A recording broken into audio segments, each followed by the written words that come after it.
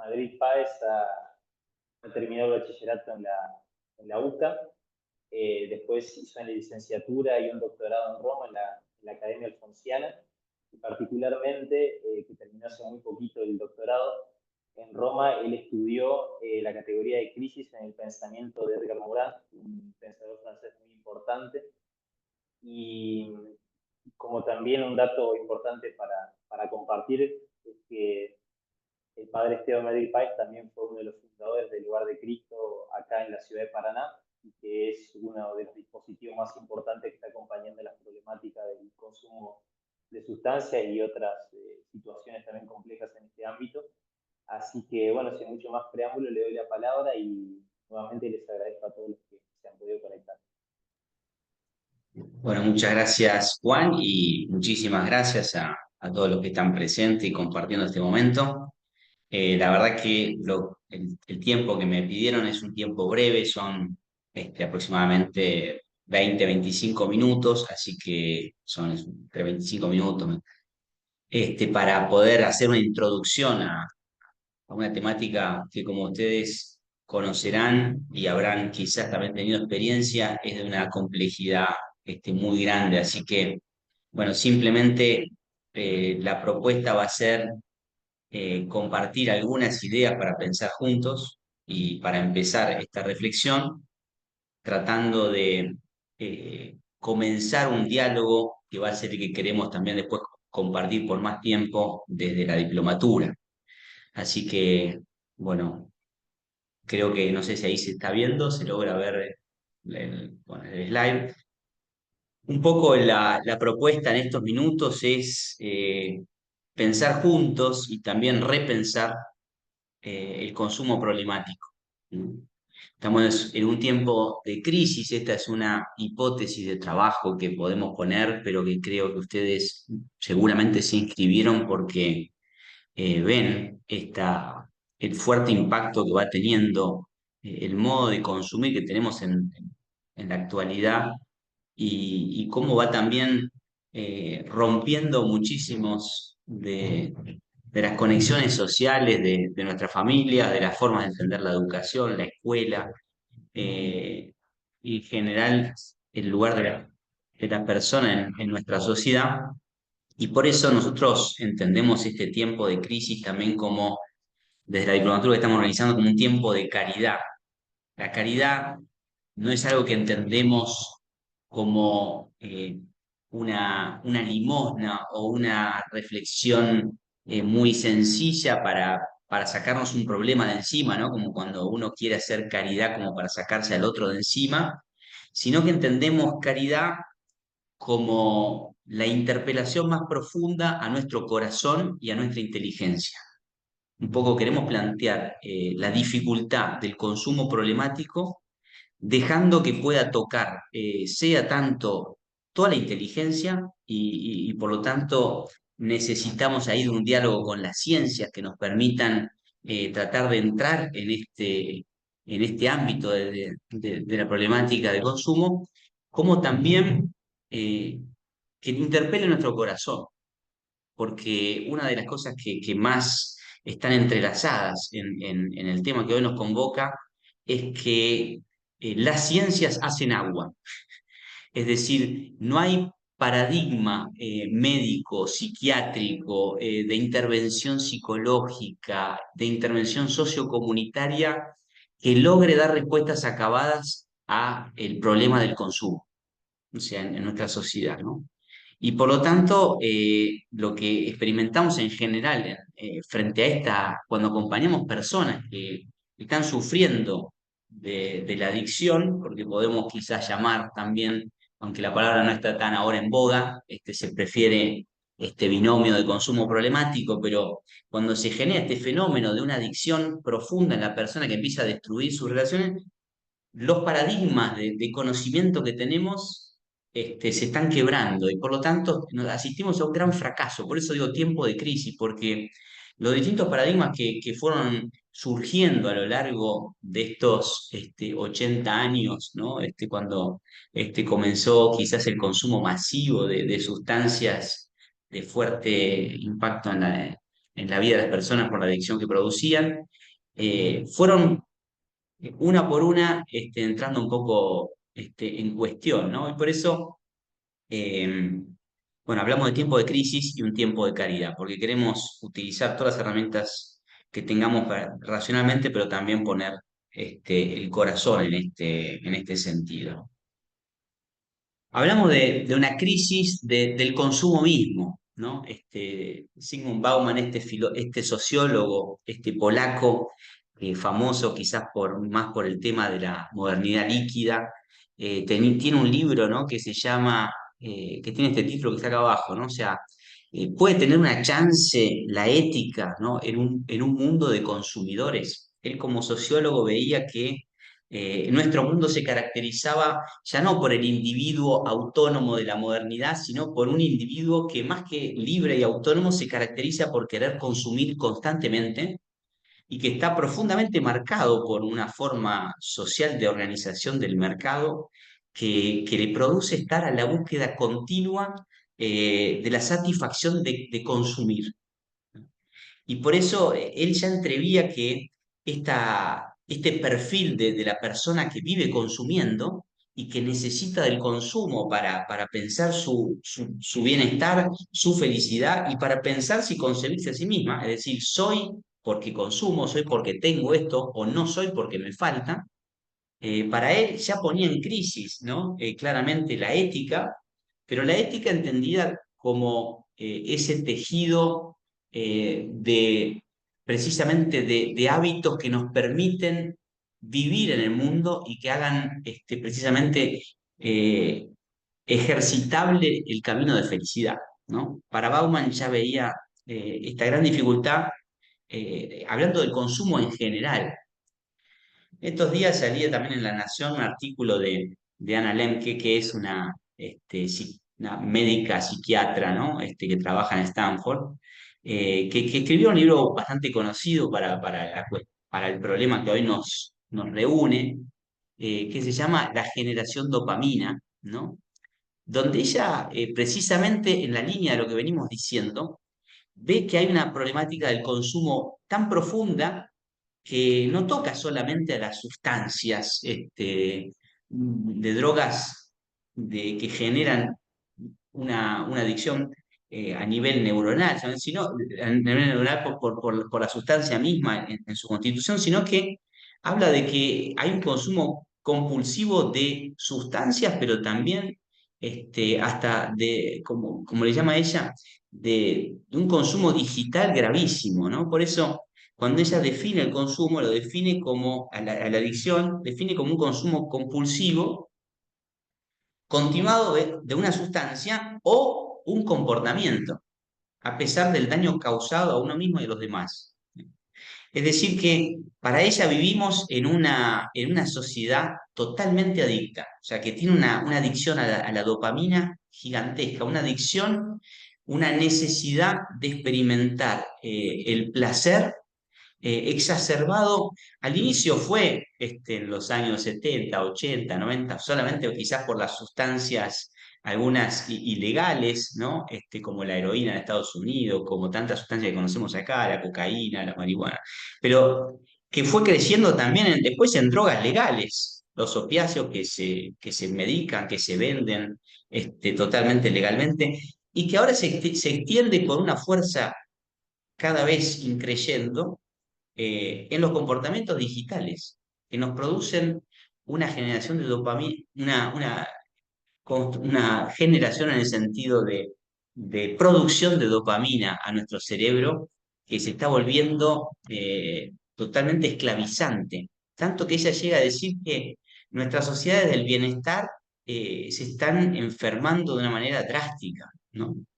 Por eso, esta mirada del consumo en general y de la extensión del problema del consumo nos ayuda quizás como a plantearnos cómo ampliar los mapas del problema, es decir, cómo tener una cartografía más amplia del problema, porque muchas veces en nuestras familias, en las instituciones educativas, en las educaciones distintas ONG o aún a nivel político, consideramos todavía demasiado focalizado el problema de la adicción o del consumo problemático, lo llevamos solamente a sustancias ilegales, lo llevamos a determinados ámbitos y no lo enmarcamos en la extensión y en la gravedad que va teniendo nuestra sociedad.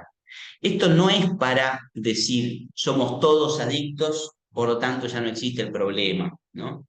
Sino que es para darnos cuenta que el problema que estamos tratando está enmarcado en un contexto que va a ir creciendo y que tenemos que ser muy serios a la hora de realizar esta cartografía, ¿no? Entonces, primero que tenemos que tener en cuenta es que en el fondo hay distintas miradas sobre los paradigmas para entender el consumo problemático.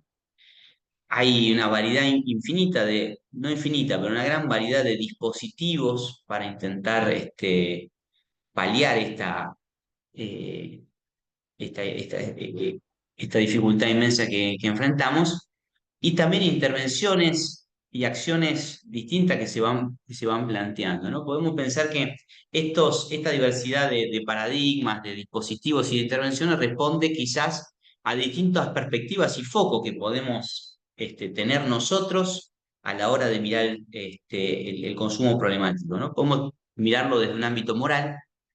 Uno dice, bueno, esto ya no pasa tanto, no es tan así, porque primero que quizás en la familia, en la escuela, sin duda, que se plantea a veces moralizantemente, es decir, como una cuestión de si la persona es buena o mala, sin duda, pero moral significa también el misterioso ejercicio de la libertad del sujeto. Quienes hayan acompañado a personas con consumos problemáticos se han chocado seguramente muchas veces eh, con este límite tan dramático que es la libertad del otro. Por lo tanto, el territorio de la moral no es un territorio que está lejano al problema de cómo acompañar, de cómo intervenir y de cómo también a veces tener que aceptar los límites de las intervenciones que podemos realizar en el consumo problemático, ¿no? Es decir, que el territorio de la moral es un territorio que en alguna época fue casi el dominante de la cuestión de la droga, es decir, una cuestión de vicio, de maldad. Hoy en día sabemos que el consumo problemático no puede entenderse solamente desde los cánones de la moral clásica, es decir, que no basta con que la persona sepa que está mal una cosa, sino que, como vamos a ver, hay muchas otras áreas en juego, ¿no? Por ejemplo, el área de la medicina, ¿no? La psiquiatría y la neurobiología también nos muestra ahora lo que las sustancias y los comportamientos adictivos producen en el cerebro. Y por lo tanto, la persona pierde en ese ámbito muchísimo del espacio del juego de la libertad, de la voluntariedad de sus actos, ¿no? Hay estudios que van en progreso acerca de cómo se van fortaleciendo algunas dinámicas neuronales que hacen tan difícil a la persona misma poder recuperar su libertad en cuanto a determinados comportamientos o consumos. Hay cuestiones políticas, claramente, en el tema de los consumos problemáticos, políticas de acción y de inacción, ¿no? Y bueno, después nos vamos a detener un poco en estas dimensiones. Hay cuestiones jurídicas, ¿qué hacemos? ¿No? Se legaliza, no se legaliza, se criminaliza, bueno, se deja de considerar un delito y se trata más desde la medicina. O sea, bueno, claramente tenemos una cantidad de dilemas jurídicos también en el modo de afrontar como paradigma de mirada sobre el problema de las adicciones y también de las intervenciones. Y claramente hay un territorio sociológico, es decir, no es lo mismo los consumos problemáticos de las distintas poblaciones. No es lo mismo por las sustancias que se encuentran, que se consiguen en cada una de las situaciones, en un barrio de nuestra ciudad marginal, que en una fiesta electrónica, ¿no? Son los mismos problemas que ligados también a las costumbres de un determinado grupo o tribu social, ¿no? Así que claramente la sociología también nos va a ir ayudando a desentrañar estos mapas. Cuando decíamos repensar los mapas, es precisamente por lo menos armar esta cartografía cada uno de nosotros, ¿no? Yo no pretendo en estos pocos minutos tratar todos estos territorios ni mínimamente bien. Sí, la pretensión quizás de este primer encuentro, de esta charla, es que cada uno de nosotros interesado por este tema pueda empezar a ver los continentes que están en juego, ¿no? En la problemática.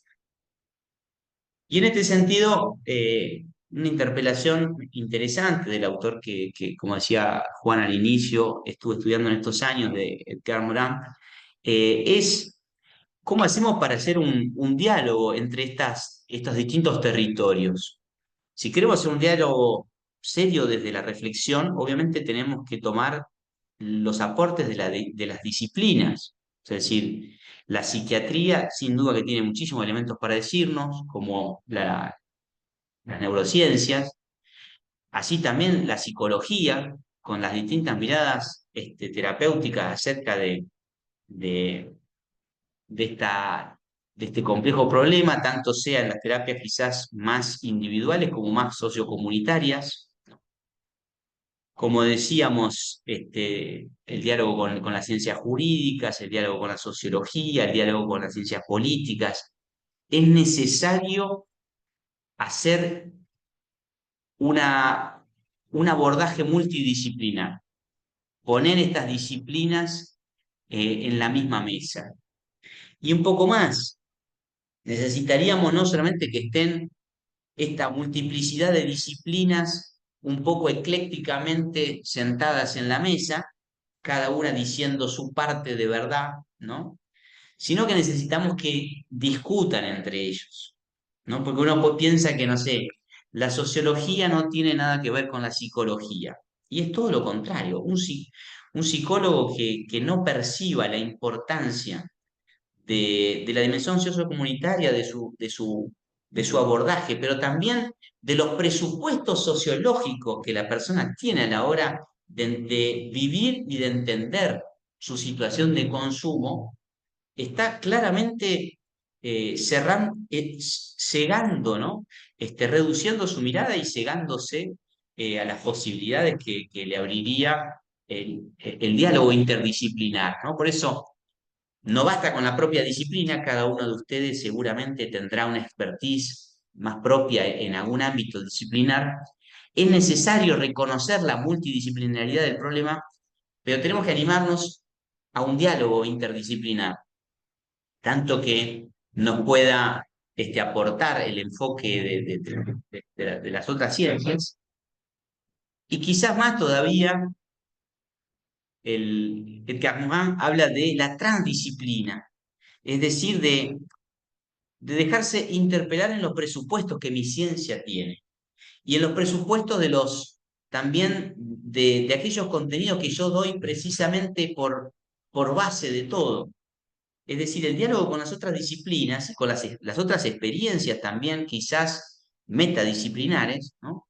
Por ejemplo, con una experiencia comunitaria, con una experiencia de deporte del club, ¿no? El diálogo con el deporte, quizás es metadisciplinar, puede ser un diálogo transdisciplinar, es decir, poner en crisis también algunos de los presupuestos que yo tengo a la hora de intervenir. Este es el camino que proponemos, evitando caer en un extremo, en un exceso quizás de este diálogo, que yo le llamo el holismo indefinido, ¿no? Estas miradas holísticas que por poner todo en diálogo piensan que no es necesaria la disciplina, es decir, no es necesario los estudios. Es decir, para poder hacer el diálogo transdisciplinar y poner las múltiples disciplinas en diálogo, no tenemos que destruir los métodos y los límites de cada disciplina. Es decir, yo tengo que poner necesitamos hacer un estudio serio sobre el impacto psiquiátrico que produce el consumo de una determinada sustancia. Y eso no me excluye después de hacer una interpretación, una lectura en diálogo con una sociología del consumo. Es decir, de cómo se da una determinada forma de consumir en un barrio, en una determinada cultura juvenil, por ejemplo. Es decir, no tienen que quemarse las fronteras disciplinares, sino que tienen que, desde el aporte propio de cada ciencia, después interpelar a las demás. Esa es la transdisciplina, ¿no? No el holismo indefinido, que también es otro riesgo a veces en los dispositivos de las intervenciones que tenemos. A veces tenemos a veces enfoques solamente disciplinares. Frente al problema del consumo problemático no basta con una mirada de un profesional a nivel individual, ya está. Por lo menos como problema grande. Puede ser que con alguna persona justo logremos trabajar profundamente, un terapeuta logre trabajar.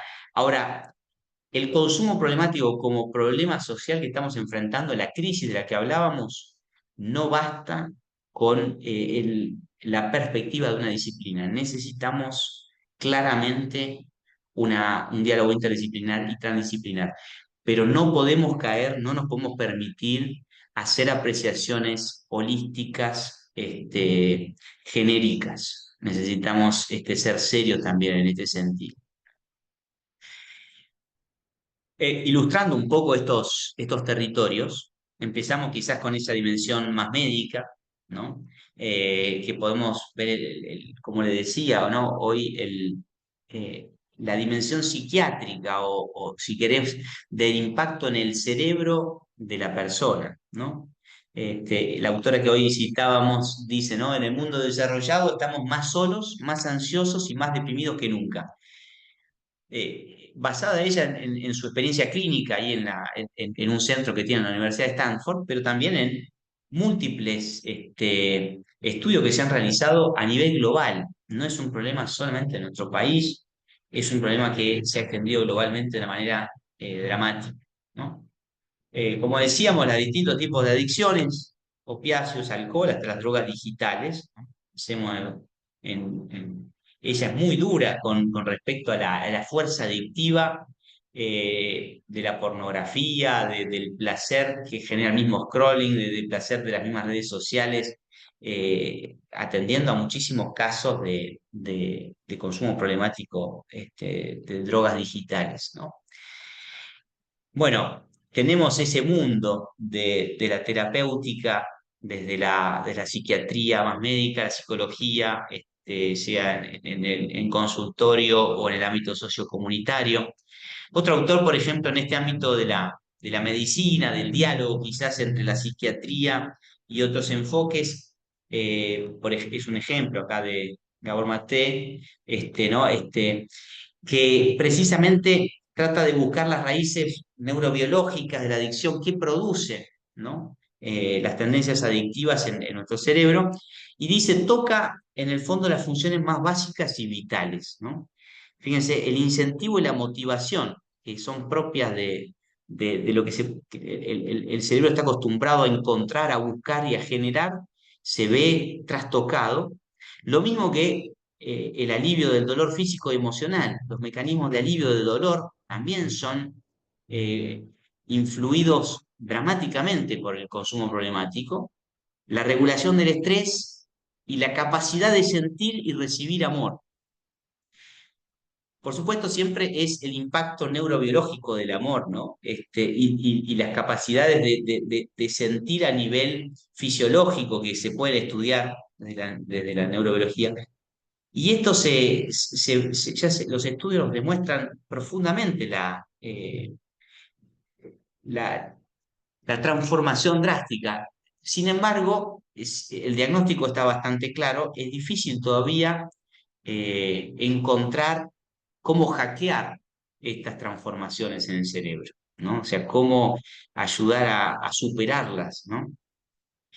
Estos circuitos cerebrales que nos permiten estas funciones básicas que decíamos, ¿no? El incentivo, el dolor, el estrés, la sensibilidad sobre el amor, ¿no? tienen un origen claramente también fenomenológico en la influencia del entorno que nos va formando en los primeros años y que, bueno, también está muy estudiado la falta de estos entornos, de cómo también limitan o condicionan, pero también los circuitos se van regenerando luego, ¿no? Entonces, claramente esto nos muestra las crisis que pueden venir posteriores a la infancia, que no están ocasionadas por el desarrollo madurativo de la infancia, pero a su vez también nos da un poco de esperanza. Es decir, el cerebro humano se puede seguir desarrollando nuevos circuitos y por lo tanto hay una posibilidad de, también de acción terapéutica. Bueno, el enfoque, otro territorio que hablábamos era la sociología, ¿no? No me voy a extender mucho, pero eh, claramente la retórica de la droga, de la adicción, del consumo problemático, tiene también su parte de constructo social. Es decir, acá hay una mirada social sobre el problema que va generando también una forma de entenderlo. Esto podríamos discutirlo mucho si, por ejemplo, no sé, la forma punitiva, la forma moral de entender el consumo de drogas, pero también el permisivismo, también el exacerbamiento de la necesidad del placer, claramente van como condicionando la construcción social sobre el tema. Por eso una pregunta que también nos podemos hacer es, ¿cómo mira nuestra sociedad la cuestión de la droga? O quizás otra pregunta es si la está mirando. O sea, si este diagnóstico que estamos haciendo de gravedad del consumo problemático se ve, tiene una forma, tiene una narrativa social, por ejemplo, cómo se habla en las escuelas, cómo lo ven los políticos, cómo lo vemos en las comunidades en las que formamos parte, en la familia, en las instituciones, o no. Yo creo que todavía hay una invisibilización, hay como un anestesiamiento del problema, ¿no? Eh, por ejemplo, había algunos sociólogos dicen que había un hábitus, ¿no? Una forma ya estipulada de pensar científica que se centraba en el determinismo farmacológico, o sea, como que el problema del consumo lo tenían sobre todo las sustancias. De hecho, en el título de la charla un poco aparece sobre todo la sustancia, ¿no? Pero como que la sustancia farmacológicamente entendida era la causante automáticamente de los comportamientos. Y esto en realidad no es tan simple porque sabemos que a veces uno de los consumos más problemáticos son de fármacos que podrían utilizarse muy bien, ¿no? O sea, cuánto de las personas en los barrios, de los jóvenes, se están drogando, tienen un consumo hiper problemático con drogas totalmente legales, probadas, aprobadas y que pueden tener farmacológicamente razones muy buenas para existir, ¿no? Pero bueno, esa mezcla de pastillas con alcohol, por ejemplo, es uno de los clásicos más grandes del barrio. O sea, en el barrio, sí, quizás el que no consigue, o no, son gustos a veces en la experiencia de lo que a la persona le tocó probar, y por eso es tan difícil, ¿no? También el acompañamiento, porque si nos centramos en lo farmacológico, eh, no terminamos de ver muchas veces los problemas, pero lo que dice la sociología de la droga podría ser, bueno, ver cómo la sociedad va dándole nombre y entiende y construye la mirada sobre el problema. Entonces, precisamente la sociología nos permite ver cómo la sustancia está mediada por el usuario, el contexto social y cómo se lo utiliza, ¿no? Eh, y si nos falta comprensión sobre esta interacción, vamos a caer en diagnósticos con miras muy mezquinas, muy limitadas, ¿no? Y esto lleva a veces que también idealizamos o absolutizamos modelos psiquiátricos e institucionales. En una época se hizo mucho, ahora la ley de salud mental se movió de esto, ¿no? Es decir, el problema del consumo problemático no basta con entendérselo farmacológicamente y tratado psiquiátricamente y institucionalizado, sino que es necesario entenderlo en el contexto social, acompañarlo comunitariamente y en una mirada más integral, ¿no? Podemos entender el consumo problemático como cuestión política, entendiendo política no como solemos entenderlo, como un ámbito de la, de los partidos, un ámbito de la gestión de los políticos de turno, sino en un ámbito más profundo como una cuestión de la polis, una cuestión de nuestra sociedad que estamos llamados a pensarlo no solamente en ámbito familiar, institucional, sino en el ámbito de la ciudad, ¿no? Y esto ya se ve también que el problema de la droga, del consumo problemático, tiene un impacto en el tejido social de magnitudes que toca desde la seguridad hasta digamos, la forma de vivir de los barrios, problemas educativos, o sea, la escuela se ve atravesada por los consumos problemáticos, hasta el mismo trabajo, ¿no? O sea, pensemos en la deserción escolar, pensemos en los peligros y en la falta de sostenimiento de algunos trabajos, ¿no? Es decir, la droga y los consumos problemáticos en general están empezando a tener dimensiones tales que tienen un encuadre político. Y podemos ir a un territorio un poco quizás que para algunos puede ser menos evidente, pero que habiendo dicho todo lo que dijimos, quizás no esté tan lejos de poder ser tomado bien en cuenta, es la dimensión humana y espiritual del consumo. Cuando la autora que citaba, ¿no? De Stanford, habla de la generación de dopamina, habla, por ejemplo, en un momento de la necesidad de un ayuno de dopamina. Es decir, necesitamos repensar integralmente a la persona, cómo hace la persona humana para pensar el sentido de su vida, para pensar las opciones que tiene que realizar para generar prácticas menos adictivas de lo digital, de la sustancia, sea el alcohol, el tabaco y por supuesto de las sustancias más que golpean más fuertemente el sistema neurológico, ¿no? Entonces, eh, creo que este es un ámbito que todavía hay que trabajarlo mucho más, es decir, la integralidad de la mirada humana y espiritual del consumo y que de hecho en la práctica está muy presente en la terapéutica, porque si uno toma muchísimo de los centros que hay, que son muy pocos en efecto en la Argentina para acompañar, centros para, hay muchísimos dispositivos para ir barriales o en centros de salud que se hace algo, pero cuando se quiere hacer un proceso de desintoxicación o de acompañamiento más integral de la persona, muchas veces lo espiritual empieza a brotar como un lugar clave para poder tratar esta problemática que toca tan profundamente al hombre. Por eso, un poco este mapeo genérico de las dificultades nos hace pensar la necesidad de una perspectiva crítica de la caridad, que asuma la complejidad del problema.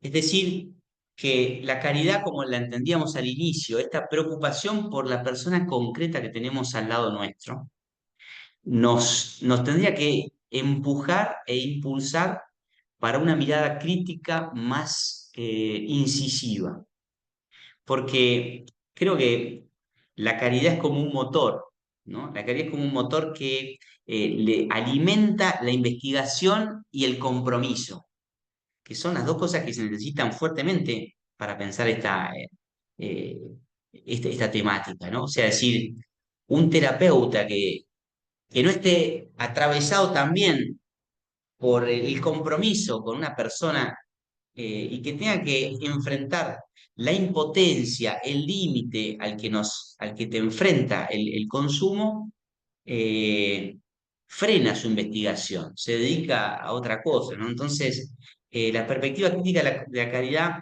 nos ayuda a tomar dimensiones de la complejidad del problema y a no escaparle al compromiso que requiere entrar en este mapa del territorio tan amplio.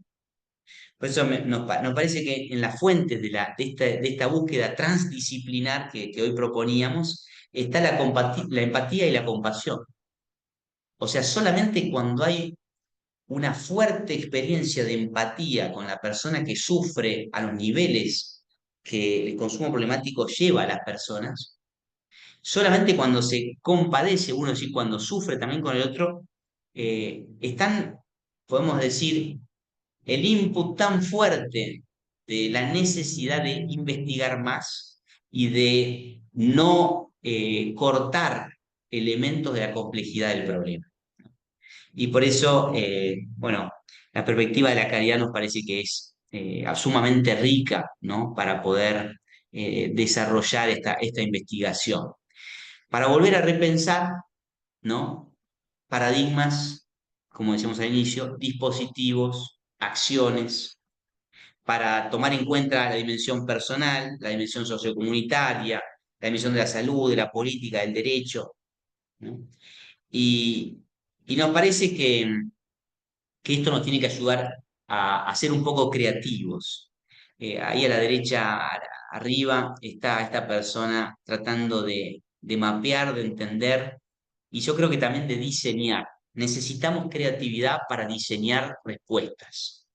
Es decir, no nos podemos conformar con solamente algunos diagnósticos, solamente una recopilación de estadísticas y de información médica, terapéutica. Necesitamos diseñar dispositivos, necesitamos diseñar una forma de entender la problemática, es un paradigma para no escaparle a mirar lo que estamos viviendo en nuestras familias, en nuestros barrios, en nuestras parroquias, en nuestras escuelas, en nuestros clubes, ¿no?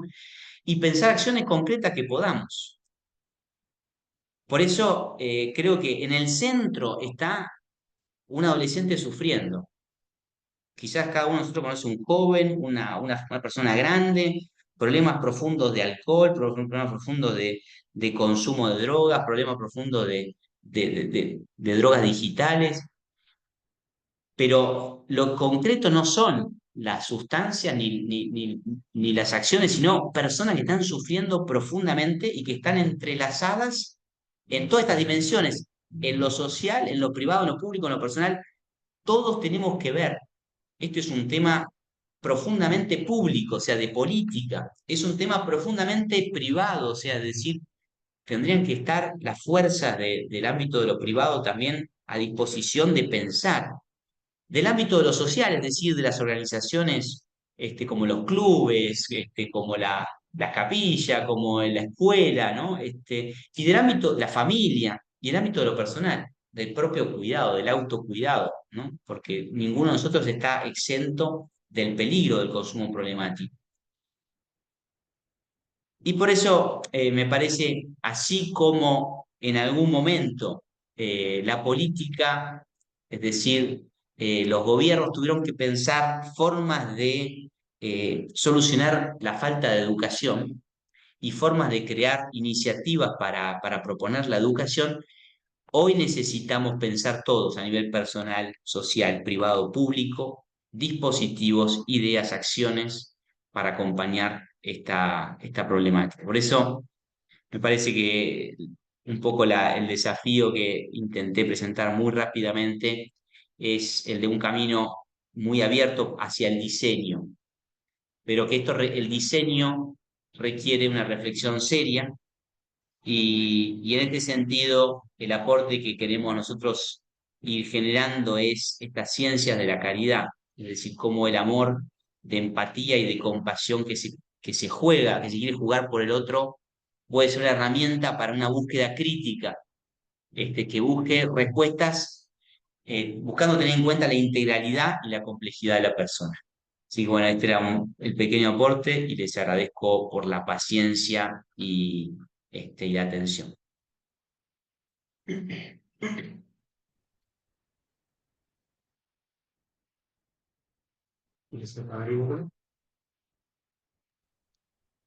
Bueno, Bueno, le agradecemos a Esteban por la intervención. Ahí no sé si me pueden escuchar un poquito mejor. Cambié los auriculares, sí se escucha un poquito más alto, ¿puede ser? Perfecto. Bueno, muchas gracias de nuevo, Esteban, por la presentación, por el input. Em, Ciertamente que es una problemática de las tantas que creo que merecen un poco esta perspectiva de abordaje bueno, que presentaste y que ciertamente no es... ¿no? Ahí me dicen por acá que me tildé.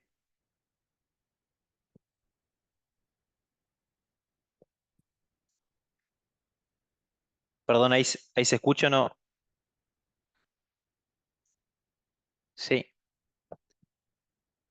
creo que tengo problemas con la cámara, pero si me escuchan, sigo adelante nomás. Mm, Simplemente ahora como para seguir avanzando y antes de abrir el espacio de preguntas, ahí si ustedes quisieran dejar algunas preguntas por el chat, estaría muy bueno para ya ir adelantando. Pero antes también lo que quisiera hacer es compartirles, ahora tengo problemas como para compartir por todo el tema de la imagen y demás, pero compartirlo un poco lo que le había adelantado al principio, al comienzo de la charla, que esta diplomatura sea en el marco, que esta charla sea en el marco de la diplomatura de Ciencia de la Caridad, que es el enfoque que presentó Esteban para esta problemática en concreta, que es el consumo de sustancias problemáticas, pero que es una especie de ejemplo importante eh, con con el cual nosotros queremos de una u otra manera ejemplificar la,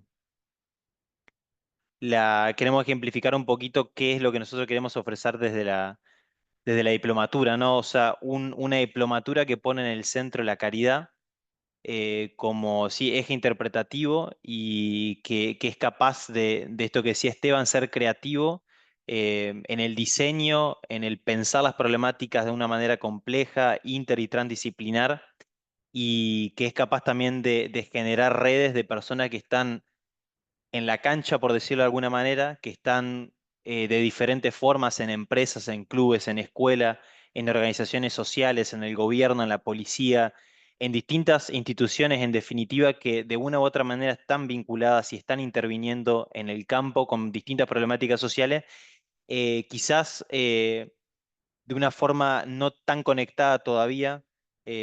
Pensamos especialmente en la ciudad de Paraná, en la provincia de Entre Ríos, en la región, que hay una capacidad enorme de construir redes que piensen de forma conjunta, compleja, no solamente el tema de la problemática del consumo de sustancias, sino también otras problemáticas que también merecen estar en prioridad, ¿no? De repensar, de buscar nuevas soluciones creativas y de apoyar la que ya existen, ¿no?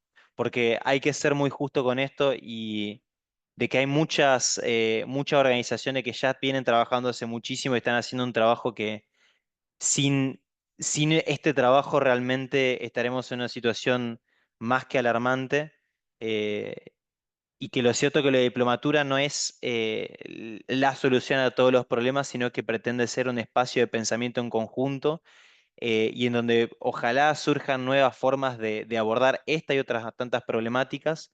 Lamentablemente yo ahora por la dificultad de internet no puedo compartir pantalla, le quería compartir la página web en donde está la diplomatura y quizás Pablo García, que es el coordinador, puede capaz que dar una mano y encontrar la página para mostrar un poquito los módulos que vamos a estar ofreciendo, también la fecha de inicio y alguna que otra información.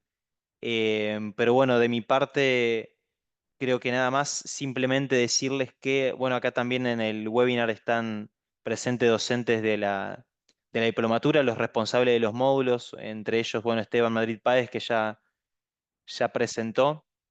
Em, bueno, ahí están compartiendo la pantalla. Em, Inicia la diplomatura en el mes de abril, principio de abril, así que todavía hay tiempo de inscribirse.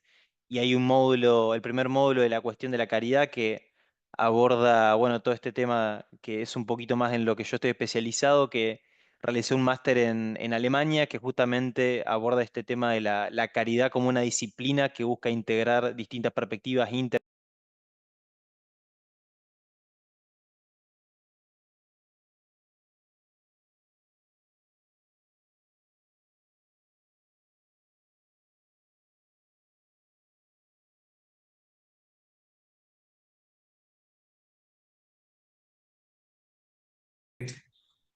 Simplemente después nosotros le podemos pasar para no demorarla mucho, le podemos pasar la página web de la diplomatura para que ustedes sigan viendo los módulos, pero por sobre todo, antes de pasar la palabra de nuevo y de ver las preguntas que ustedes por ahí tengan, tanto de la charla que recién nos dio el padre Esteban, eh, como también preguntas sobre la diplomatura, simplemente decirle que esta diplomatura, además de brindar una experiencia, por ahí la experiencia de un diálogo entre la teoría y la práctica, por sobre todo lo que nosotros queremos ofrecer es algo más concreto, que creo que iba de la línea y de la mano de lo que iba diciendo eh, el padre Esteban al final de la charla, que tiene que ver con creativamente diseñar dispositivos, proyectos que busquen abordar esta y otras problemáticas.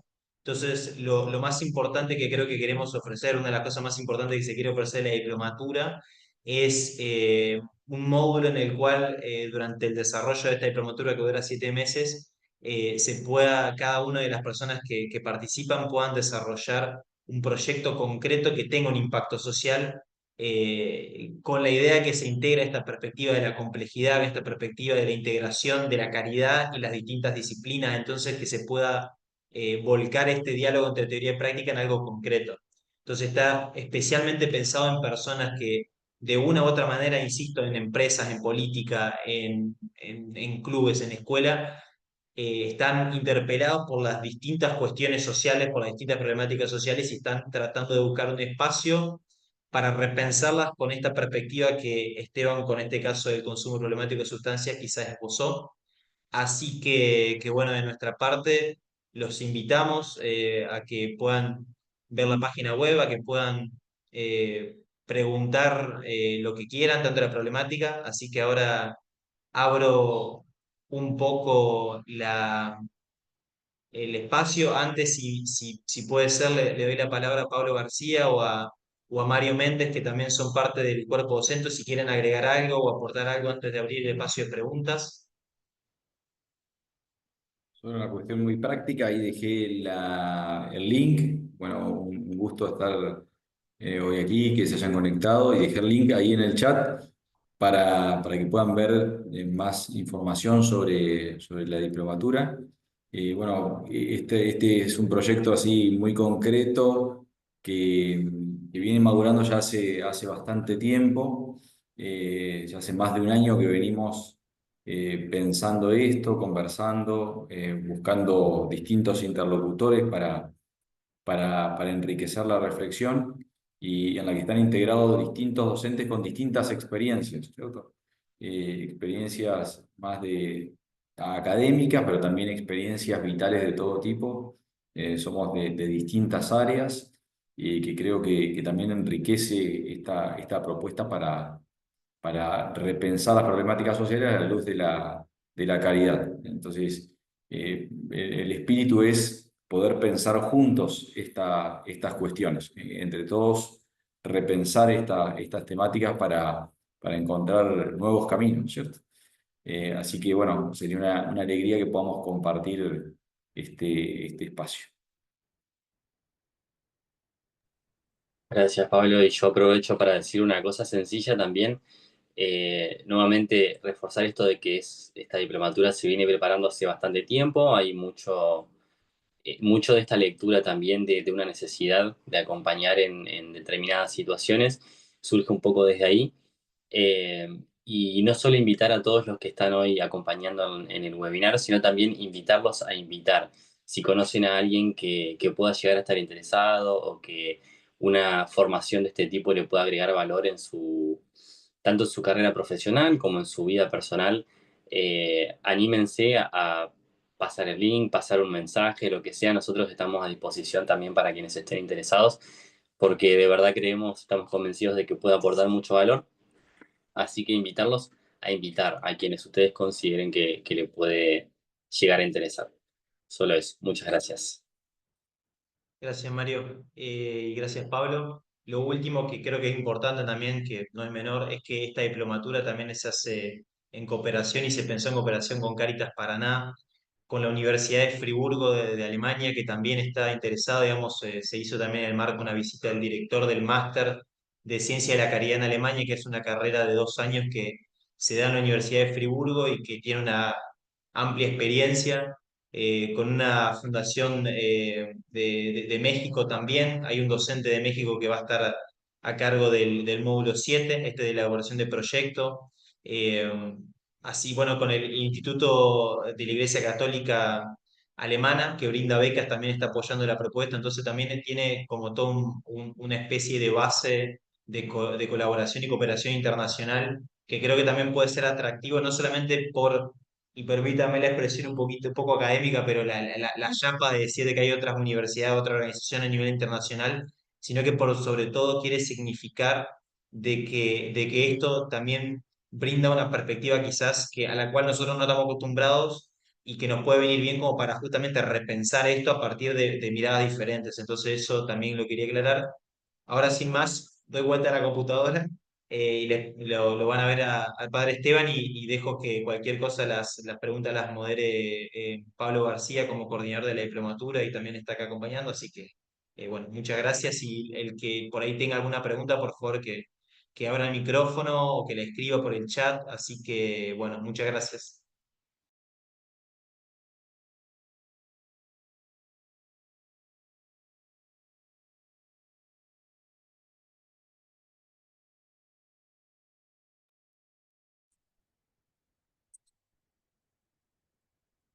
Yo tengo una pregunta por ahí para empezar la discusión, tal vez.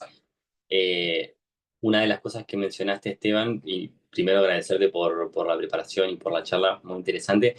Una de las cosas que mencionaste es esto de la adicción, no solamente al consumo de sustancias, sino también este, digamos, cerebro adictivo a muchas cuestiones. Y creo que no todas tienen la misma visibilidad o el mismo marketing, digamos. Tal vez algunas sustancias más tradicionales o más conocidas se llevan más prensa, y pensaba qué se puede hacer tal vez para visibilizar la verdadera problemática que tiene que ver con este cerebro adictivo, o incluso al menos ponerle nombre en algunos casos. Como vos decías, puede ser el scrollear, el teléfono, cualquier otra cuestión que tenga que ver con patrones adictivos, ¿no? En resumen, cómo darle visibilidad a esas otras cuestiones. Sí, yo al inicio, cuando escuchaba un argumento como este, el hecho de las drogas digitales, me parecía un poco peligroso como de poner todos en la misma línea, porque sin duda que parece que el impacto quizás de ruptura de vínculos, de ruptura de proyecto personal, es mucho más dramático quizás en el consumo de sustancias, ¿no? Y en cambio, podemos decir que el consumo digital parece mucho más soft, ¿no? Mucho más liviano la transformación que va produciendo en el cerebro y por lo tanto después en los comportamientos. Y también podría ser como un argumento que sirviese para aquellos que quieren sí, minimalizar un poco el problema del consumo de sustancias, y entonces sí, bueno, todos somos adictos, así que no hay una gran dificultad, ¿no? Es cierto que están esos riesgos como de minimalización, como de a veces de no distinguir en que desgraciadamente, por ahí el consumo de sustancias genera un impacto tan fuerte y tan dramático en el cerebro y en el comportamiento de la persona, que no es lo mismo, no lo podemos igualar. Es verdad eso, y tenemos que evitar ese riesgo de quizás de que se confundan, pero también es cierto que no conocemos todavía las consecuencias de la intensidad del problema del consumo digital, y que se empieza a ver de a poco cada vez más. También la fuerza que tiene, quizás más soft, pero mucho más extendida y por lo tanto intensa a largo plazo de esta problemática del consumo, ¿no? Es decir, creo que es como mucho más escondido el impacto, pero lo vamos entreviendo, ¿no? Entonces, me parece que es muy serio el hecho de pensar lo que implica esta necesidad de dopamina que vamos teniendo constante. O sea, y cómo eso yo también me parece que muchas veces el consumo problemático también está relacionado con esta frustración, a veces también social o personal, de no poder tener el bienestar prometido por la sociedad de consumo, ¿no? Entonces, vos estás viendo continuamente una propaganda que ya es mucho más que alguna publicidad, sino que la publicidad se te mete por todos lados y te segmentiza tus intereses y por lo tanto estás como entrelazado con la propaganda de tu vida, ¿no? Y te enfrentás con la frustración, ¿no? Entonces, no solamente que produce, yo digo, el consumo de la droga digital, sino que encima potencia también los niveles de frustración que también pueden impulsar al consumo, ¿no? Entonces, dicho más sencillamente, ¿no? Pero ¿cuántas de las imágenes en adolescentes del cuerpo ideal, de, no sé, el bienestar en en una determinada imagen, produce, ¿no? Después la disonancia con la propia experiencia de una manera muy frustrante y que lleva a distintas prácticas problemáticas, ¿no? Entonces, eh, yo creo que no es menor, digamos, esta, esta problemática digamos, de lo digital, digamos, y el efecto digamos, tramposo de la dopamina, que a su vez, a ver, no es ningún enemigo, sino que es un poco el nombre del placer, ¿no? El tema es el manejo de los niveles de placer y la intensidad en una sociedad hiperconsumística que nos va como fogoneando a un nivel que es muy difícil de sostener y de manejar con límites humanos. O sea, es decir, siempre hubo placer y esto fue un tema de siempre. Nada más que ahora estamos expuestos de una manera mucho más intensa, ¿no? Y intensiva también, ¿no? Entonces, bueno, creo que sí, que tenemos que visibilizarlo más, ¿no? Tenemos que poder hablarlo un poco más y no ser ni negacionistas ni de un dramatismo extremo, ¿no? O sea, poder precisamente también pensarlo críticamente, sea en casa, en la familia, sea a nivel escolar.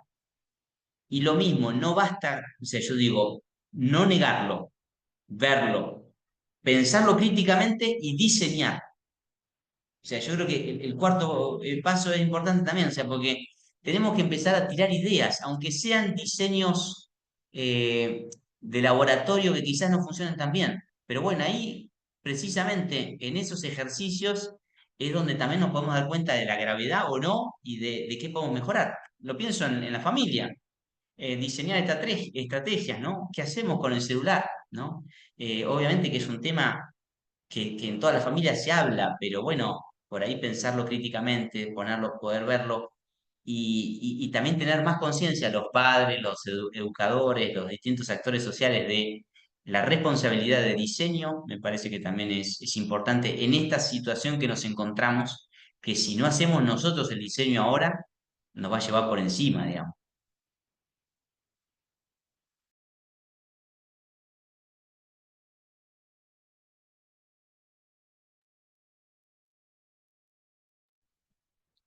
Esteban, no sé si alguien más tiene alguna otra pregunta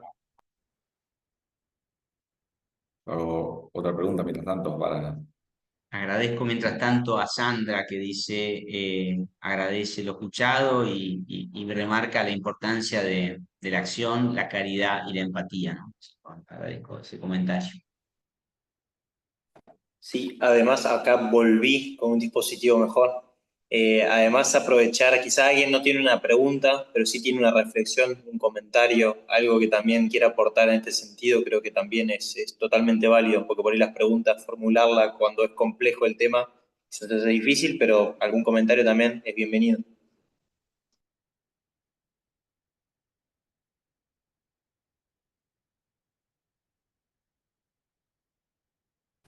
Tengo una pregunta pensando en alguna, pensando en la diplomatura también y pensando en la propuesta teológica. Esteban hizo una reflexión que pretende integrar distintas disciplinas. Bueno, la pregunta es, ¿qué elementos de la teología pueden aportar, de la mirada de fe católica pueden aportar a entender mejor algún aspecto de esta problemática?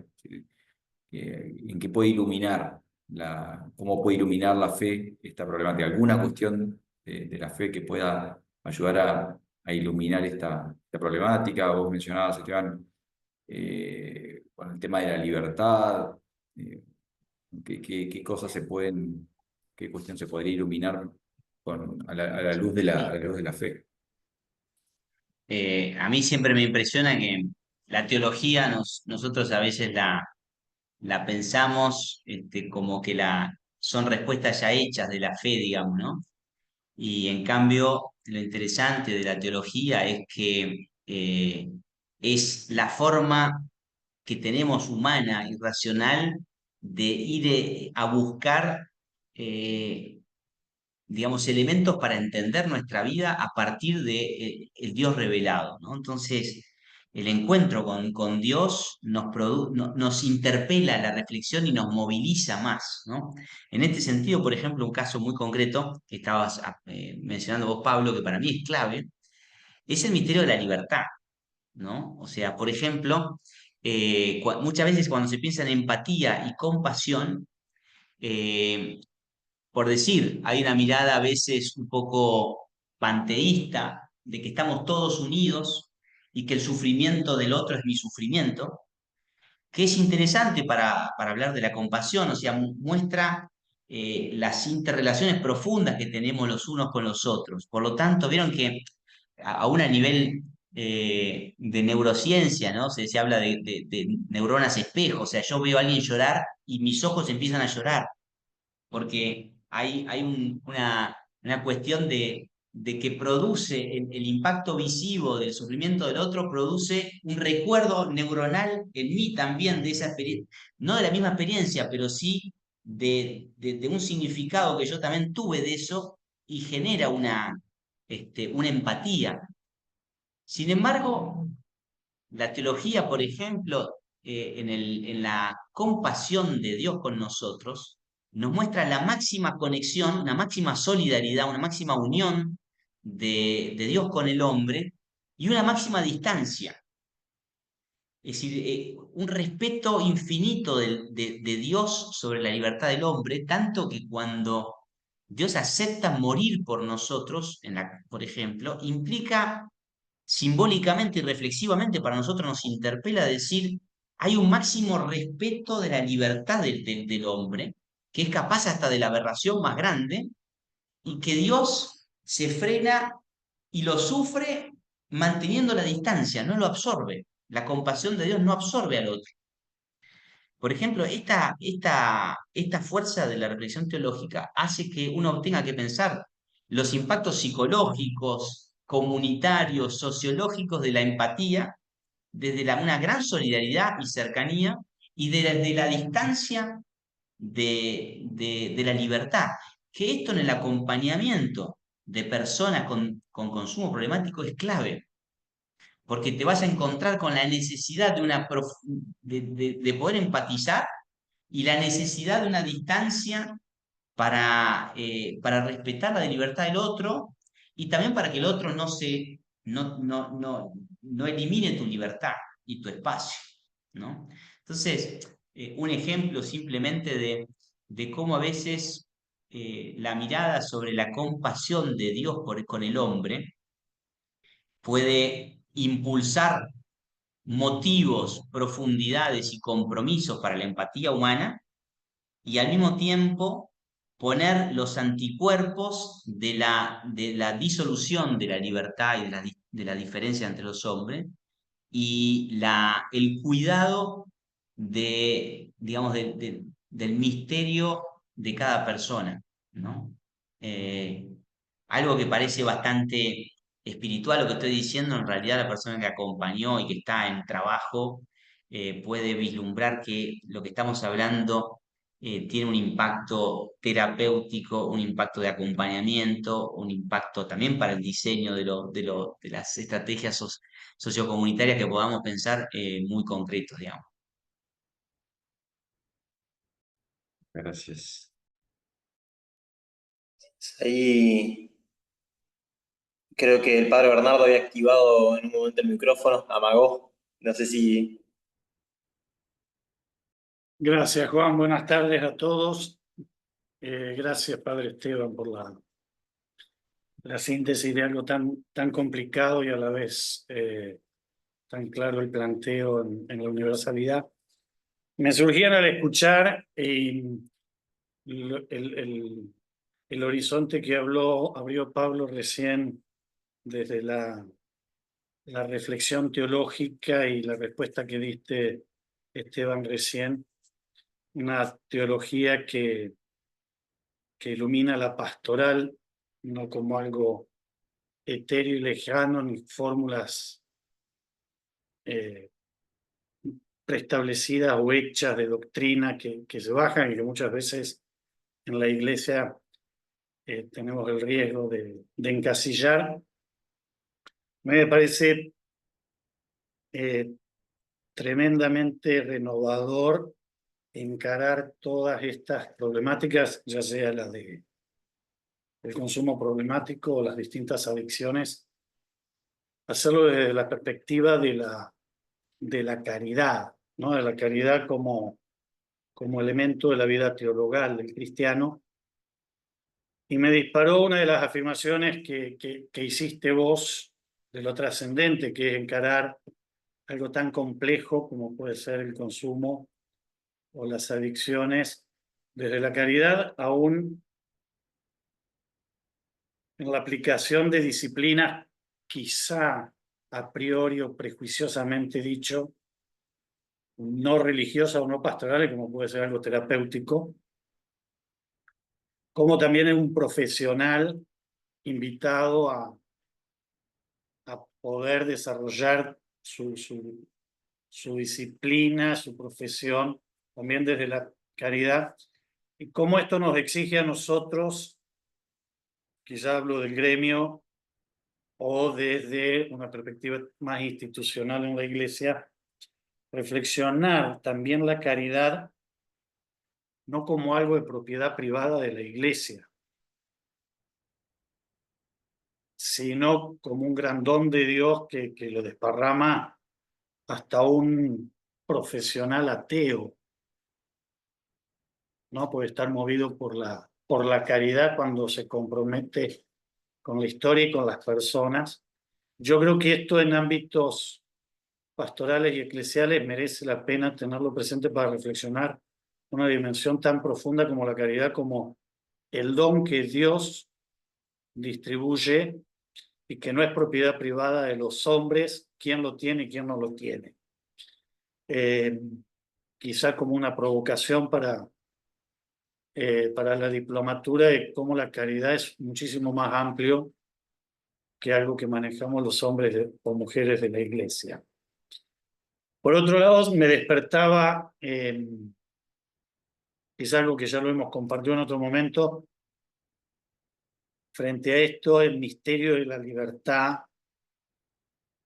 y la caridad, algo tan insondable y tan profundo, pero que también la reflexión nos puede ayudar a ir incorporando, ¿no? Una concepción de la libertad desde una concepción de la caridad que nos permita aceptar. A mí me sale un término con una expresión un poco criolla de campo. La caridad verdadera es la que me permite mascar el freno de la impotencia frente a la libertad del otro. No hay más cuando abordamos problemáticas tan profundas como puede ser la adicción o el consumo, libertades tan condicionadas y hasta por momentos que pueden llegar a parecer nulas o anuladas, mejor dicho, me corrijo, también desde esto que vos decías de la caridad, de hacer de Dios, ¿no? Cómo uno puede aceptar, ¿no? Esa impotencia ante situaciones que no pueden cambiar o uno no puede generar esa transformación, pero que no por eso no dejan de transformar la vida del otro misteriosamente. Porque también me parece que la perspectiva de la caridad me abre el horizonte más amplio para poder procesar la frustración.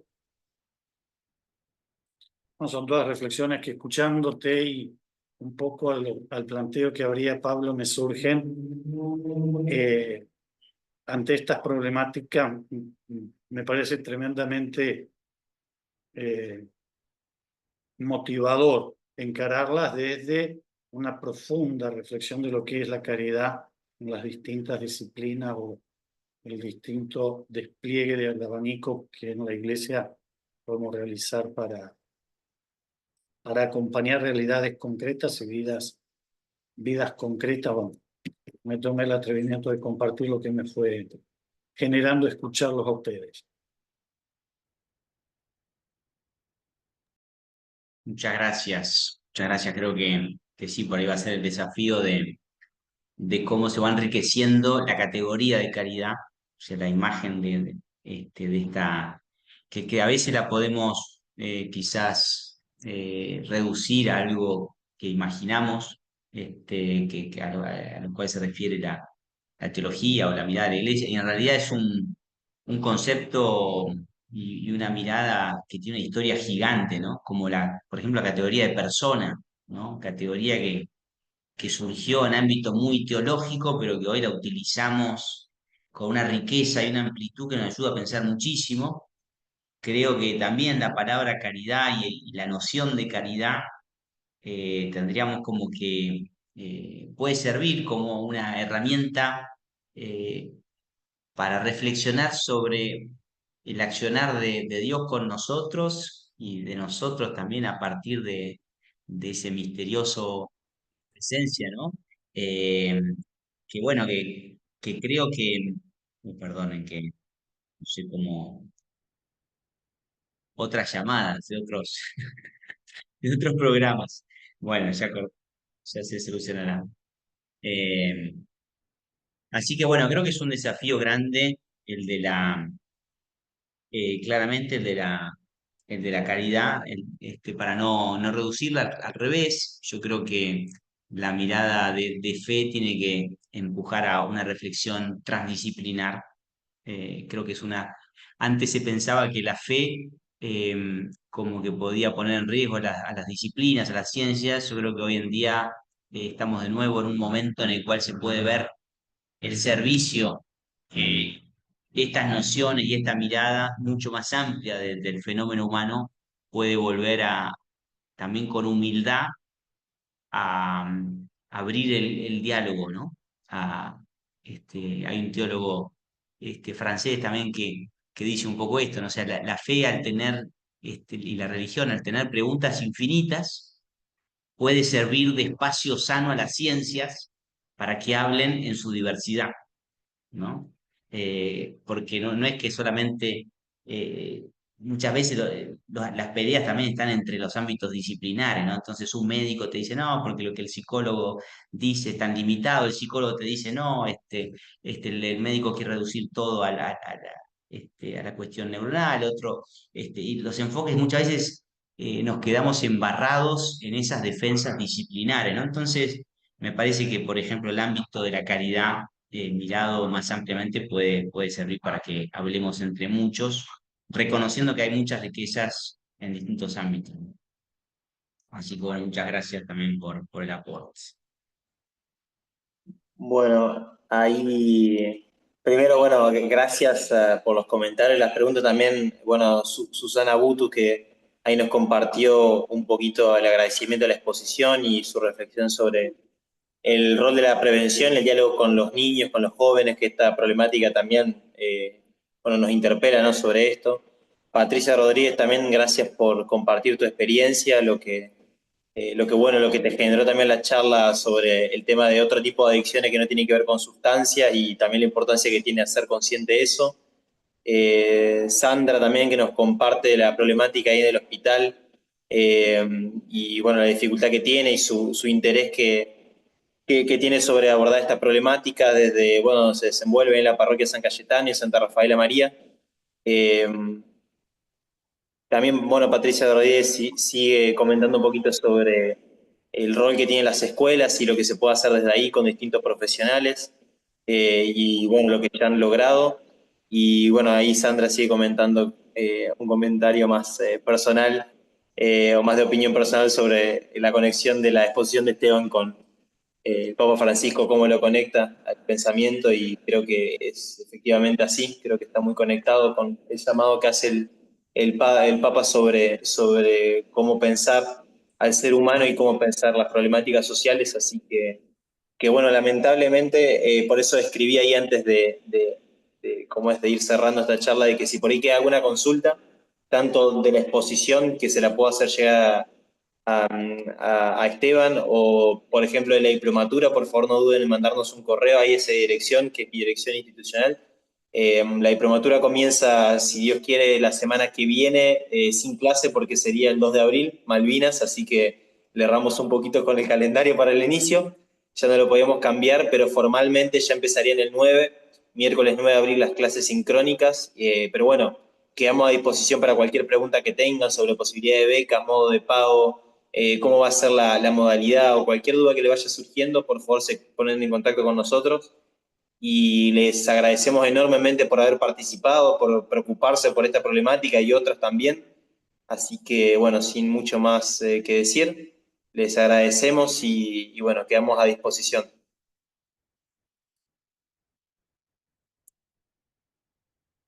Bueno, voy cerrando Muchas gracias por el espacio y gracias a todos. Bueno, hasta la próxima. Un saludo muy grande. No.